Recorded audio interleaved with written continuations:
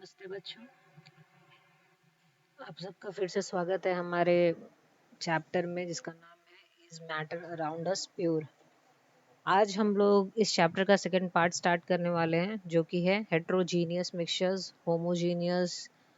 Actually हम लोग pure substances पढ़ चुके हैं, इम्प्योर सब्सटेंसेस पढ़ रहे हैं। इम्प्योर सब्सटेंसेस में हम लोगों ने देखा कि वो मिक्सचर्स में डिवाइड होता है। मिक्सचर्स फिर दो कैटेगरी में डिवाइड होते हैं। पहला है होमोजीनियस मिक्सचर्स जिसमें हम लोग पढ़े ट्रू सॉल्यूशन के बारे में। सारी चीज़ें लगभग हम लोग पढ़ चुके हैं। अब हम लोग पढ़ेंगे उसका सेकेंड पार्ट जो कि है हेट्रोजीनियस मिक्सचर्स। और इसमें हम लोग पढ़ेंगे सस्पेंशन और कोलाइडल सॉल्यूशन के बारे में। तो सबसे पहले हम लोग को पढ़ना है सस्पेंशंस के बारे में। देखते हैं सस्पेंशन बोलते किसको है। The substance which are insoluble in water form suspension. जो भी चीज़ें पानी में नहीं घुल सकती हैं, इनसॉल्युबल होती है पानी में, उसको हम लोग सस्पेंशन बोलते हैं। It is a heterogeneous mixture. Heterogeneous मतलब कि वो कंप्लीटली एक दूसरे में मिसिबल नहीं है। It is a heterogeneous mixture in which the small particles of a solid are spread throughout a liquid without dissolving in it. मतलब कि अगर कोई सॉलिड और लिक्विड का मिक्सचर बनाए हम लोग, तो ऐसा मिक्सचर जिसमें जो सॉलिड है वो भी अलग पता चले और लिक्विड है वो भी अलग पता चले। सॉलिड लिक्विड में पूरी तरह से बिखर गया है लेकिन उसमें घुला नहीं है, तो इसको हम लोग क्या बोलेंगे, इनसॉल्युबल बोल सकते हैं। तो इनसॉल्युबल जो भी सब्सटेंसेस रहेंगे, इन जो भी सॉल्वेंट मीडियम रहेगा उसमें, उसको हम लोग सस्पेंशन बोलते हैं। एग्जाम्पल हम लोग ले सकते हैं चॉक वाटर। चॉक और पानी का कभी आप मिक्सचर बनाओ तो देखोगे चॉक जो है वो नीचे जाके सेटल डाउन हो जाएगा। अगर उसका हम लोग पाउडर भी कर दे तब भी वो घुलता नहीं है, नीचे जाके सेटल हो जाता है। या पानी में हम लोग उसका हल्का हल्का पानी जो है वाइटिश टाइप का हो जाएगा, जो कि उसके प्रेजेंस को बताता है। वैसे ही मडी वाटर भी हम लोग का जो कीचड़ वाला पानी है उसमें भी हम लोगों को दोनों का प्रेजेंस बराबर दिखता है। तो ऐसा मिल्क ऑफ मैग्नीसिया, मैग्नीसिया का जो मिल्क होता है, फ्लोरीन वाटर, ये सारे क्या हैं, एग्जाम्पल्स हैं सस्पेंशन के, जो कि कम्प्लीटली इन पूरे तरीके से घुलनशील नहीं होते, दोनों अलग अलग रहते हैं और वो पता भी चल पाता है। दोनों का हम लोग को सेपरेट एग्जिस्टेंस देखने को मिलता है। नेक्स्ट हम लोग देखते हैं कैरेक्टरिस्टिक्स। सस्पेंशन के हम लोग कैरेक्टरिस्टिक्स देख लेते हैं, क्या क्या प्रॉपर्टीज हैं इसके। तो सबसे पहले तो ये है कि ये हेट्रोजीनियस होता है नेचर का। इसका मतलब क्या है, देयर आर टू फेज। जो भी सॉल्यूशन बनेगा उसमें दो फेज होगा, एक फेज में दोनों सॉल्यूशन नहीं पाया जाएगा। Plus the solid particles represent one phase while the liquid in which they are suspended or distributed form the other phase। मतलब solvent जो है वो एक phase बनाएगा और जो हमारा solute है, जो भी solid हो या जो भी चीज़ें हो, वो एक phase बनाएगा। तो solute का अलग phase और solvent का अलग phase, मतलब solute और solvent, एक solution जो बनता है वो solute और solvent को मिला के ही बनता है। अब जब दोनों solute और solvent हमें अलग अलग प्राप्त हो, अलग अलग दिखे, तो इसे हम बोलते हैं हेट्रोजीनियस मिक्सचर। और सस्पेंशन क्या है, हेट्रोजीनियस नेचर का होता है। The particle size of a suspension is more than 100 nm, मतलब सॉरी यहाँ पे mn लिखा हुआ, nm होगा नैनोमीटर, 100 nm। और इसको हम लोग अगर मीटर में बोले तो 10⁻⁻7 मीटर होता है। ये पावर में -7 होगा, 10⁻⁻7 मीटर। ठीक है, तो इसका साइज जो है बहुत छोटा होता है। 10 का पावर -7 मतलब कि 10 को 7 जीरो से डिवाइड कर दो, 1 के ऊपर 7 जीरोस रख के डिवाइड कर दो, उतना छोटा इसका पार्टिकल्स होता है, 0.000001 इतना। नेक्स्ट इसका प्रॉपर्टी है, the particles in a suspension can be seen with naked eyes and also under a microscope. अगर हम लोग सस्पेंशन का पार्टिकल्स दोनों फेज को देखना चाहें तो ये हम लोग खुली आंखों से आराम से देख सकते हैं, प्लस माइक्रोस्कोप जो थोड़ा मोड़ा पार्टिकल्स डिसॉल्व हुआ है उसको हम लोग माइक्रोस्कोप के मदद से भी देख सकते हैं। नेक्स्ट हम लोग देखते हैं, the solid particles present in the suspension can be easily separated by ordinary filter paper। Suspension को जब हम लोग बनाते हैं, जब सस्पेंशन सॉल्यूशन बनाएंगे, तो जो भी इसके पार्टिकल्स हैं जो कि सॉलिड फेज में होते हैं, इसको हम लोग ऑर्डिनरी फिल्टर पेपर की मदद से आराम से अलग कर सकते हैं। कोई special no special filter papers are needed for the purpose. इसको अलग करने के लिए, इसको सेपरेट करने के लिए हमें कोई भी स्पेशल मेथड या स्पेशल फिल्टर पेपर की ज़रूरत नहीं पड़ेगी। कोई भी ऑर्डिनरी छन्नी फिल्टर पेपर को लेके हम लोग इसके पार्टिकल्स को अलग कर सकते हैं। The particles in a suspension are unstable. Unstable मतलब कि कितनी भी देर इसे छोड़ दो, ऐसा नहीं होगा कि इसका पार्टिकल जो है पूरी तरीके से खुल जाएगा, वो सेपरेट है, सेपरेट ही रहेगा। वैसे चीज़ों को हम लोग बोलते हैं unstable. They settle down after some time when the suspension is kept undisturbed. जब भी अगर हम लोग उसको थोड़े देर के लिए बिना डिस्टर्ब किए छोड़ देंगे तो जो भी पार्टिकल्स मौजूद है पानी में जो घुला हुआ रहेगा वो क्या होगा, प्रेसिपिटेट के फॉर्म में जो भी हमारा बॉटल है, ग्लास है, उसके नीचे जाके बॉटम में बैठ जाएगा और अपना अलग लेयर बना लेगा। ये कंप्लीटली घुलने वाला नहीं है। तो ऐसी चीज़ें जो कंप्लीट घुलती नहीं हैं उसे हम लोग अनस्टेबल बोलते हैं, और जो पूरे तरीके से घुल जाती है उसे हम लोग स्टेबल बोलते हैं। तो this is known as precipitate. जो भी नीचे बैठ जाता है अनडिस्टर्ब्ड, हम लोग बिना जब उसे हिलाए डुलाए छोड़ दे थोड़ी देर के लिए, तो हम लोग देखेंगे कि उसमें जो सॉल्यूट पार्टिकल्स हैं वो जाके नीचे बैठ जाएंगे। ये जो नीचे चीज़ें बैठ जाती है उसे हम क्या बोलते हैं, प्रेसिपिटेट। नेक्स्ट है, it should be noted that suspension and precipitate are actually the same. अब सस्पेंशन और प्रेसिपिटेट दोनों एक्चुअली एक ही चीज़ों को कहा गया है। The particles of the solid in the suspended form represent suspension. वो सॉलिड का पार्टिकल जो सस्पेंडेड फॉर्म में पानी में घुला रहता है, घुला क्या मौजूद रहता है, उसे हम क्या बोलते हैं, suspension. When they settle down, तब उसको हम लोग क्या बोलते हैं, प्रेसिपिटेट। मतलब कि जब तक कोई सॉल्यूट है, ऐसा हेट्रोजीनियस मिक्सचर है जो कि घुलने वाला नहीं है, तो जब तक वो पानी में तैर रहा है, इधर उधर हिला डुला दिए थोड़ा मोड़ा, वो पानी में इधर उधर हो रहा है, तो उसे हम क्या बोलेंगे, सस्पेंशन। और जब हम लोग उसे अनडिस्टर्ब छोड़ देंगे तो क्या होगा, धीरे धीरे जाके नीचे बैठ जाएगा। जब वो उसे नीचे बैठ जाएगा तो उसे हम क्या बोलेंगे, प्रेसिपिटेट। तो लगभग दोनों सेम चीजें हैं। एक हम लोग तब बोलेंगे जब वो पानी में घुला हुआ है, और प्रेसिपिटेट तब बोलते हैं जब कंप्लीटली जितने भी सॉल्यूट पार्टिकल्स हैं वो पानी में जाके बॉटम में बैठ गए हैं, और उसके बाद अगर हम उसे फिर से डिस्टर्ब किए तो वो फिर से क्या हो जाएगा, सस्पेंशन के रूप में पानी में इधर उधर घुल जाएगा या हिलने लगेगा, जो भी होगा, तो फिर से वो क्या होगा, सस्पेंशन बन जाएगा। तो दोनों एक ही चीज को कहा गया है, सिर्फ उसका रिप्रेजेंट करने का तरीका जो है वो अलग अलग है। अब हम लोग यहाँ पे कैरेक्टरिस्टिक्स जितने भी थे सस्पेंशन के पढ़ चुके हैं। अगर हम लोग बोलेंगे सस्पेंशन क्या सॉल्यूशन को बोलते हैं, एग्जैक्टली नो। सस्पेंशन हम लोग सॉल्यूशन को नहीं बोलते हैं, बल्कि जो सॉल्यूशन में सॉल्यूट पार्टिकल्स प्रेजेंट हैं और वो घुलनशील नहीं है, इमिसिबल हैं, घुल नहीं सकते, उसे हम क्या बोलते हैं, सस्पेंशन बोलते हैं। ठीक। अब हम लोग पढ़ेंगे कोलाइडल सॉल्यूशन। देखते हैं कोलाइडल सॉल्यूशन हम किसे कहते हैं। Let's see colloidal solution. Colloidal solution हम बोलते किसको हैं, कोलॉइड। पहले सॉल्यूशन पढ़ने से पहले हम लोग समझ लेते हैं कोलॉइड जो शब्द है वो किस चीज का नाम है। Colloid is a kind of solution in which the size of the solute particles is intermediate between those the true solution and those are in the suspension. Colloid का जो सॉल्यूशन बनता है, ठीक, उसका जो सोल्यूट का पार्टिकल्स है वो ट्रू सॉल्यूशन जो कि सबसे छोटा होता है, और सस्पेंशन, उन दोनों के साइज के बीच का जो साइज है उससे कोलाइडल सॉल्यूशन जो है वो बनाया जाता है।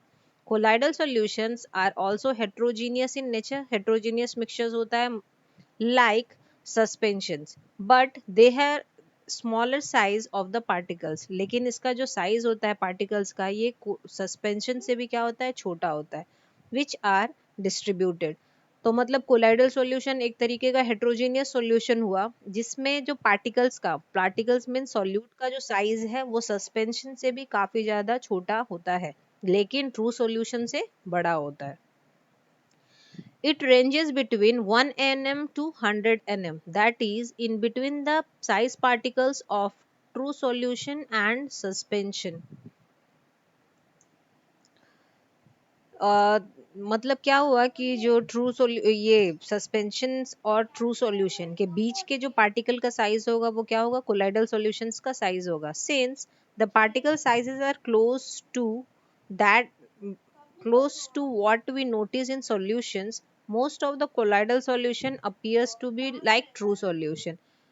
इसका क्या मतलब हुआ कि चूंकि पार्टिकल का साइज ट्रू सॉल्यूशन और सस्पेंशन के बीच का है, तो वो ट्रू सॉल्यूशन से काफी नजदीक है।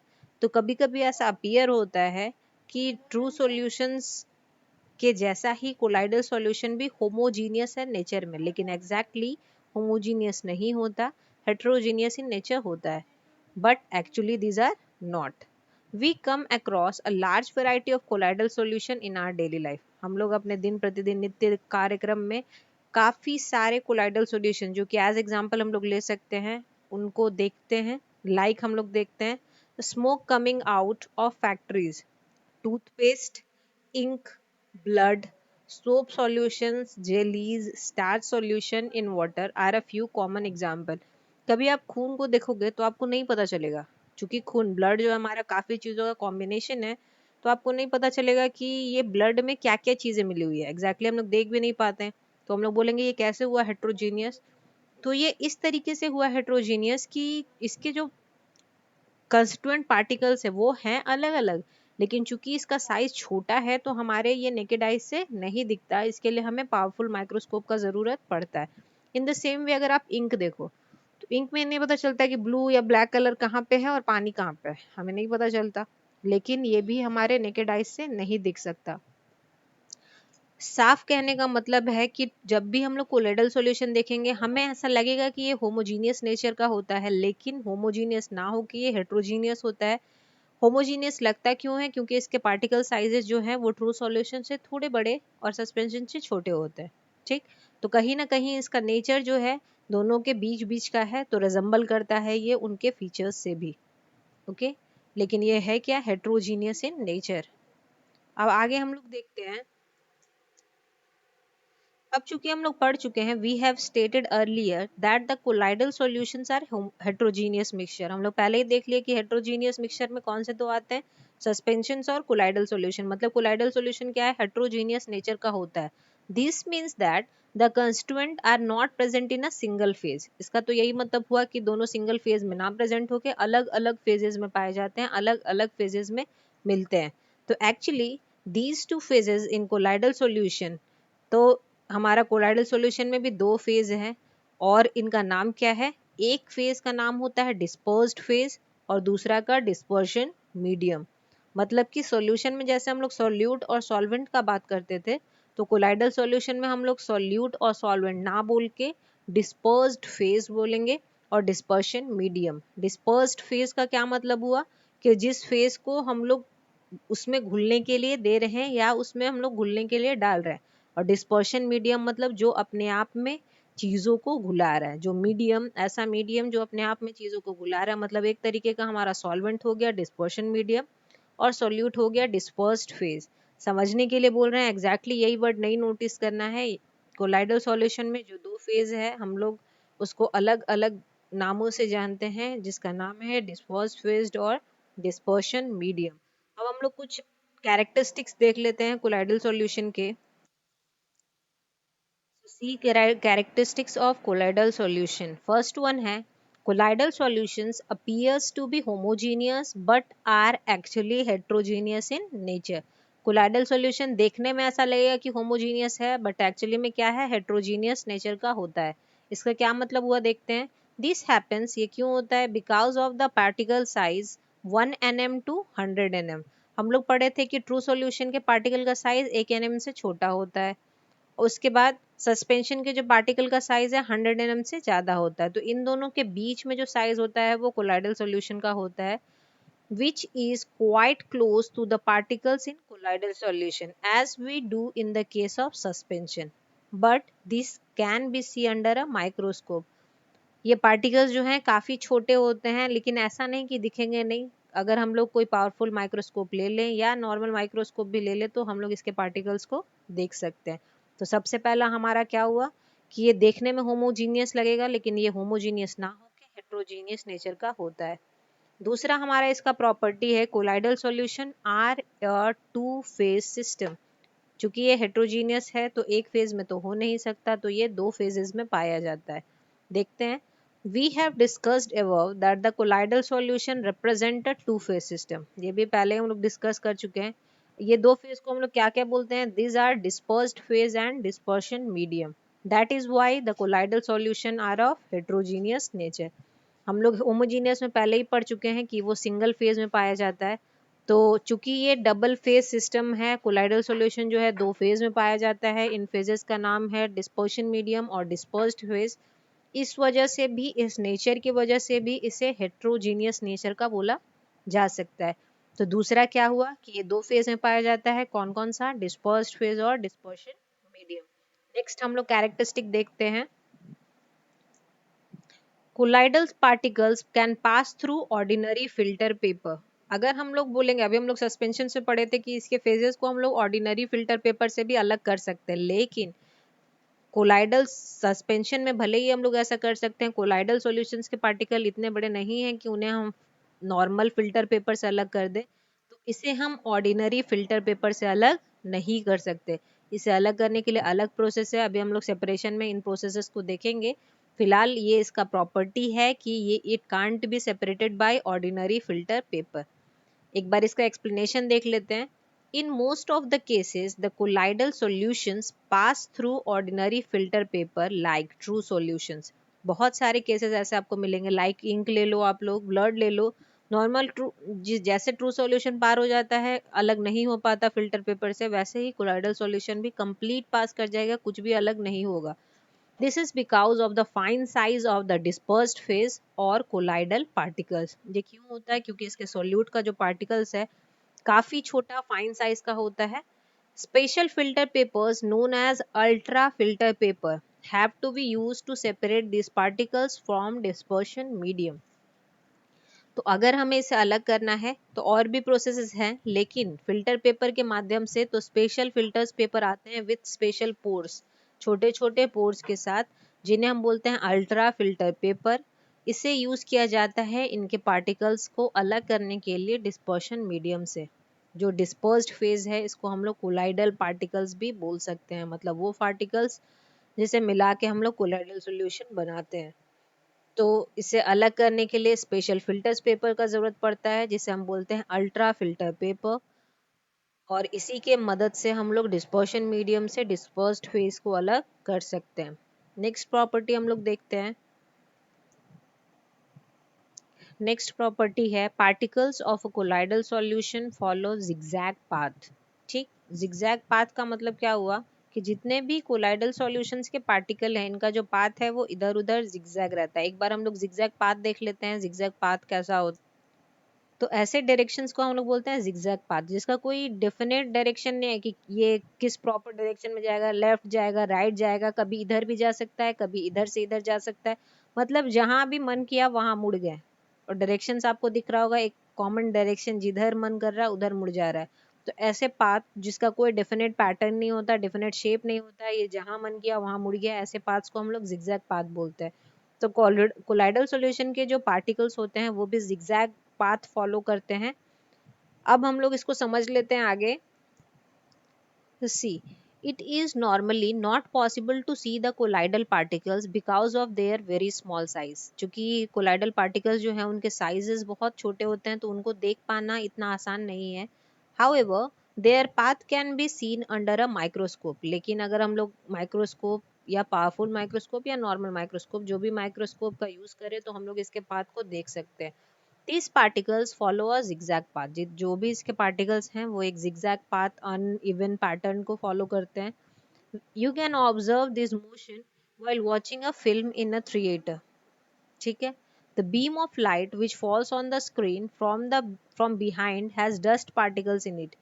ऐसा नहीं कि सिर्फ थिएटर, कभी आप सूरज की किरणों के सामने भी बैठोगे, अगर घर में बैठे हो किसी होल से अगर आप सूरज की किरणों को आते हुए देखो, तो अगर आप उस पाथ पे ट्रेस करोगे कि जहां से किरणें आ रही हैं, जहां पे आपको वो लाइट दिख रहा है, अगर आप वहां ध्यान से देखोगे तो आपको आपको दिखेगा डस्ट टाइप पे पार्ट। नॉर्मल वो हमें नहीं दिखता, लेकिन स्पेशल में अगर हम लोग उस सनलाइट को ट्रेस करें तो वहां पे दिखता है कि कुछ पार्टिकल्स हैं जो इधर उधर बिना किसी परफेक्ट मोशन के मूव कर रहे हैं, रोटेट कर रहे हैं। तो ये इसी तरीके से कोलाइडल पार्टिकल्स को भी हम लोग देख सकते हैं। It follows zigzag path। Such type of movement of the colloidal particles was noticed for the first by Robert। Particles by Robert brown. ये इतना दोबारा रिपीट हुआ है, इग्नोर कीजिएगा। तो ये जो जिगजैग मोशन या जिगजैग पाथ है, ये सबसे पहले किनके द्वारा नोटिस किया गया था? रॉबर्ट ब्राउन, जो कि एक इंग्लिश साइंटिस्ट थे। और कब किया गया था? In 1828। This is why it is known as Brownian motion. ठीक, रॉबर्ट ब्राउन के द्वारा किया गया था। इनका जो टाइटल था, बहुत सारे ऐसी चीजों का इन्वेंशन हुआ जो साइंटिस्ट के नाम पे या उनके टाइटल्स पे उनका नाम रखा गया या उनके यूनिट का नाम रखा गया। तो चूंकि रॉबर्ट ब्राउन ने इसका डिस्कवरी, जिगजैग पाथ का डिस्कवरी किया था, तो इसका दूसरा नाम जो है, या साइंटिफिक नाम हम लोग बोल सकते हैं, ब्राउनियन मोशन इसको बोलते हैं। ऐसा मोशन जो कि कोई परफेक्ट डायरेक्शन नहीं फॉलो करता, उससे हम क्या बोलते हैं? Brownian motion. तो जिगजैग पाथ के डायरेक्शन को हम लोग ब्राउनियन मोशन बोलते हैं। क्यों? क्योंकि ये रॉबर्ट ब्राउन के द्वारा डिस्कवर किया गया था इन 1828।